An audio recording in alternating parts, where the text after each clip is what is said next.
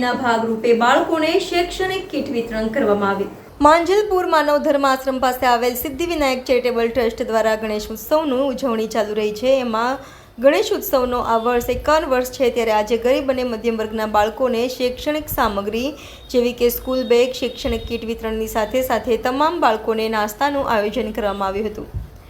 આ પ્રસંગે માંજલપુર વિસ્તારના પૂર્વ કાઉન્સિલર સ્વચિરાગભાઈ ઝવેરીના ધર્મપત્ની કલ્પનાબેન ઝવેરી, વોર્ડ નંબર 18ના પ્રમુખ ચંદ્રશેખર પાટીલ, મંડળના અગ્રણી જીતેશભાઈ અમીન, આશીષભાઈ નટે, જીતેન્દ્ર ચોટલિયા, ભાવિત પટેલ સહિતના કાર્યકરોના હસ્તે કીટનું વિતરણ કરવામાં આવ્યું હતું અને બાળકોને પ્રોત્સાહિત કરવામાં આવ્યા હતા।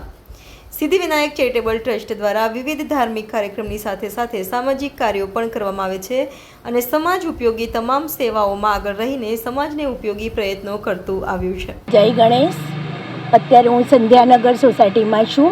સંધ્યાનગર સોસાયટીમાં 51 વર્ષથી અહીં ગણપતિની સ્થાપના થાય છે અને સિદ્ધિ જે ટ્રસ્ટ છે એ ટ્રસ્ટ દ્વારા અહીં બાળકોને કાયમ માટે એટલે એવરી યર એ લોકોને શિક્ષણને લગતી દરેક સામગ્રી આપવામાં આવે છે।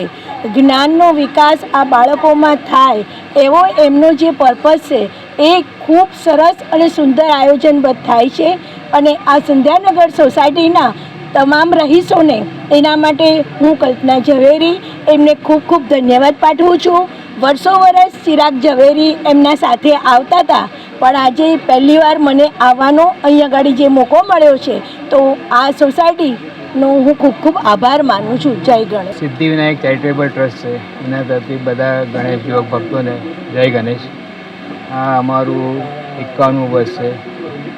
51મું વર્ષ ગયા વર્ષે 50 વર્ષ કમ્પ્લીટ, આ વર્ષે 51 વર્ષે અને દર વર્ષે અમે આવી રીતે કંઈ પ્રોત્સાહિત કાર્યક્રમ કરતા રહીએ છીએ। જે નાના છોકરાઓને સ્કૂલમાં ભણતરમાં કીટ છે, સ્કૂલ બેગ છે, એ આખું કીટનું અમે દર વર્ષે કરતા રહીએ અને અમારું એક જ છે કે કશું મંડળ તરફથી અમારું જેટલું થાય એટલું અમે આગળ કરતા રહીએ। આજે કેટલા બાળકોને પુસ્તકોની બેગો આપવામાં?